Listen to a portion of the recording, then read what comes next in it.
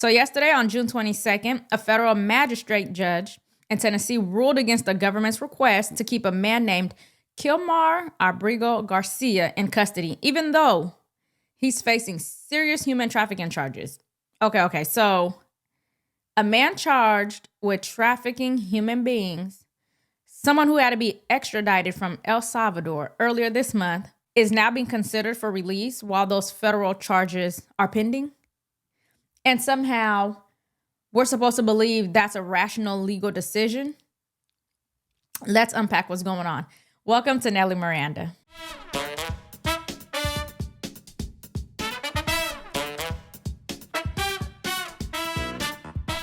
So, who is Kilmar Abrego Garcia? He is a 29-year-old from Maryland, and according to court documents, he was flagged all the way back in 2022 during a routine traffic stop.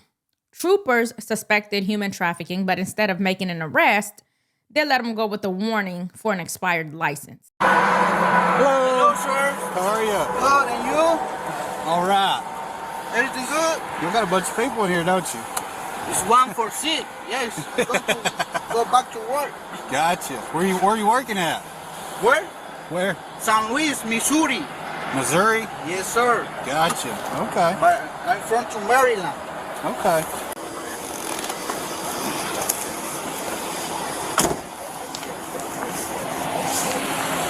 Come right over here. Okay. So nothing illegal? No, sir. Okay. Where did you say you was coming from? So I coming from to San Luis, Missouri. The project is over there. So right now it's done. 2 weeks over there. Okay. So right now I'm going back to home. Okay. Yes, sir. So stay right there. I'm gonna get my dog out. Okay. Okay. But did you see how squatted in the back? There's 8 people in there. Yeah, I know. I didn't know that. They put an extra row of seats in there. Yeah. So he's getting paid, all these people, probably to Maryland, I would say, if I had my guess. He said they all work together.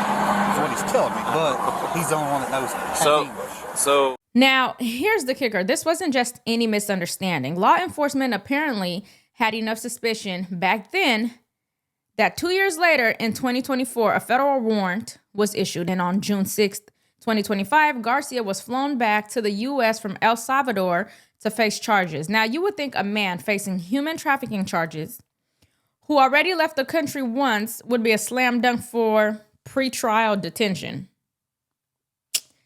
Apparently not, because Judge Barbara D. Holmes, a U.S. magistrate, issued a 51-page decision saying the government had failed to prove that he's a danger or a flight risk.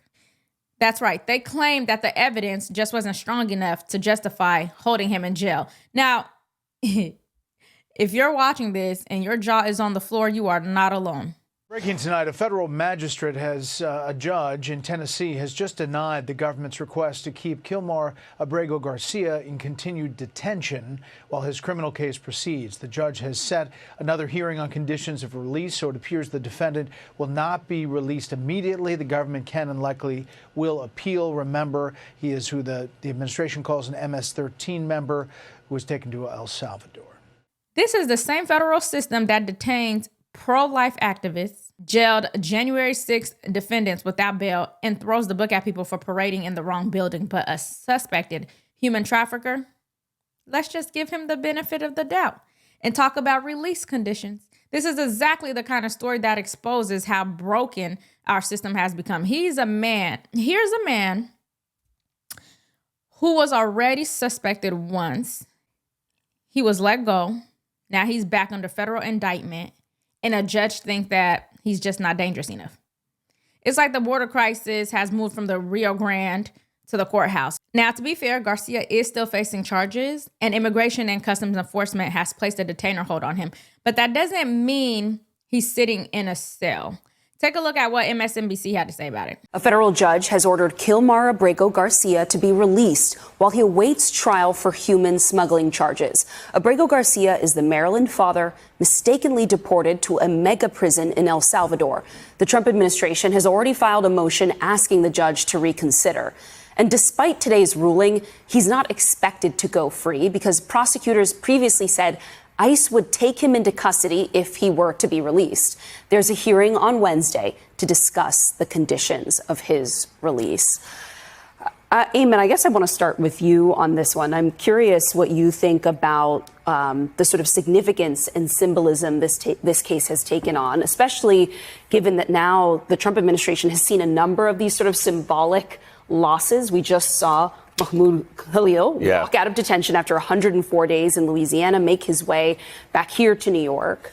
And so I wonder, I guess, how you think this case continues to play out in our country and how you view all this happening together. Well, I kind of separate it into two separate buckets. One, I think of the politicians, and I think it was Senator Chris Van Hollen of Maryland, who said this is not about Abrego Garcia, Kilmar Abrego Garcia, the man. It is about the rights of Kilmar Abrego Garcia. And those are two distinct issues, right? Kilmar Abrego Garcia deserves due process no matter who he is, no matter what his background is, no matter what he has done. And the moment you compromise it for him, you compromise it for every American. And what this case is about for me is not about what he may or may not have done. It's about, was he treated in accordance with the laws of the United States? And it's clear, based on what these judges are saying, that has not been the case. That is the significance of this, is that at the end of the day, the Trump administration wants to take people who they think, and they're certainly projecting as bad people, and making you say, don't care about the bad people. We can get rid of the bad people without due process because we don't want bad people in our country. But then we will take that and take it to the next point, which is if we can go after the Mahmoud Khalils and the Kilmar Abrego Garcias, people who the general public may not like or not care or not even understand what they're about, then we can begin to kind of take it to the next level with people not noticing. Mistakenly deported, huh? Okay. Well, he's now waiting for a hearing on June 25th where the judge will reconsider his release conditions. That's right. Not whether he should stay locked up, but whether he should go home on bond with a few restrictions. Now, what restrictions are we talking about? An ankle monitor, a court check-in? What? Is the suspect a flight risk? Yes. Is the suspect a danger to the community? Yes. Are there immigration concerns? Yes. What are the nature of the offense? Human trafficking, MS-13 gang member.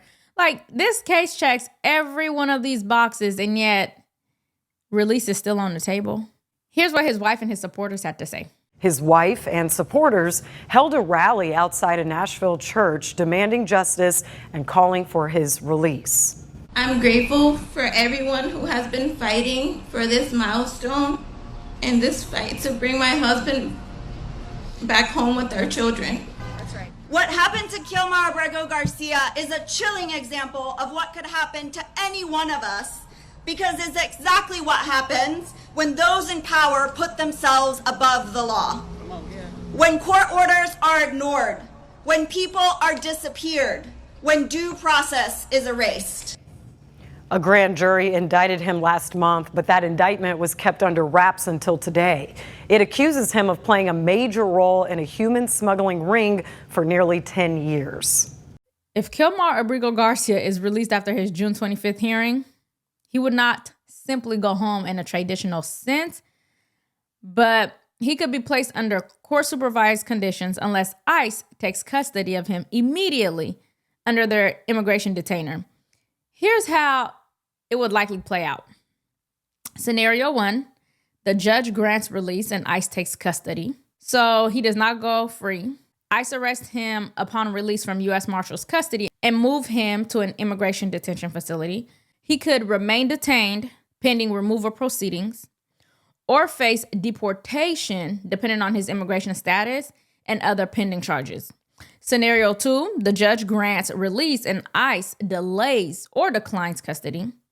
He could be released into the community under pretrial conditions like GPS monitoring, house arrest, regular check-ins, travel restrictions, like he cannot leave the state, etc. Essentially, he'd be living outside of jail while waiting for trial, even with the human trafficking charges pending.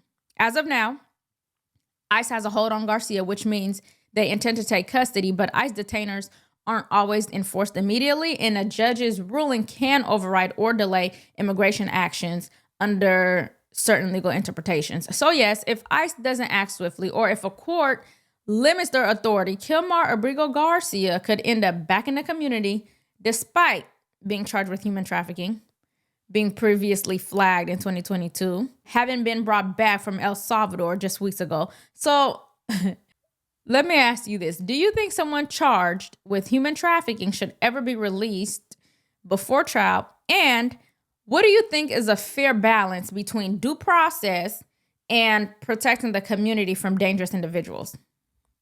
Let me know in the comments. And as always, if honest commentary brings you value, please make sure you like, subscribe, and tap the notification bell so you never miss an update. Thanks so much for watching this video, and I'll see you next time.